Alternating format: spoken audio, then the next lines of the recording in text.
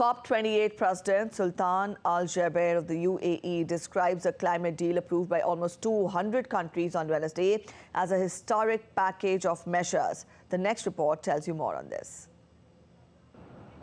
After 2 weeks of hard-fought negotiations, the COP28 Climate Summit approved a deal that would, for the first time, push nations to transition away from fossil fuels to avert the worst effects of climate change on Wednesday.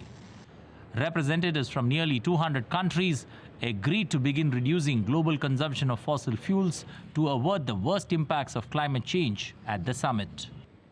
Through the nights and the early hours of the morning, we worked collectively for consensus.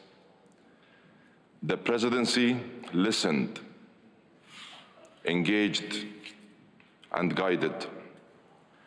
I promised I would roll up my sleeves, and I promised I would be with you every step of the way. COP28 President Sultan Al Jaber called the deal historic. It is so decided. Enhanced, balanced, but make no mistake, historic package to accelerate climate action. It is the UAE consensus. An agreement is only as good as its implementation. We are what we do, not what we say. We must take the steps necessary to turn this agreement into tangible actions. 5 key measures that have been outlined to combat climate change in the deal. They are a just transition away from fossil fuels by 2050, prioritizing zero and low emission technologies like renewables and nuclear, phasing out inefficient fossil fuel subsidies, accelerating the phase down of coal power, and rapidly deploying clean transportation solutions.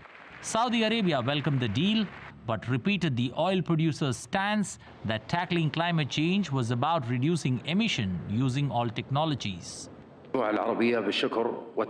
On behalf of the Arab group, I also extend to you thanks and appreciation for your efforts, along with all party states, towards the success of the results of the first global stocktake and the success of its outcomes, which confirm the multiple paths and approaches that achieve the goal of limiting the temperature 1.5 degrees in line with the circumstances and priorities of each country in order to achieve the goals of sustainable development.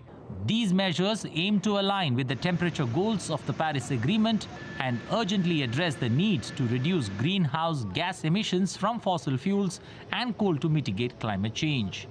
These actions aim to significantly reduce emissions across energy systems and transportation, paving the way for a sustainable future.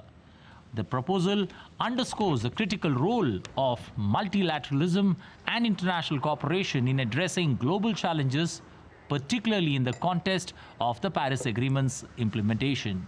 Anil Thomas's report for DD India.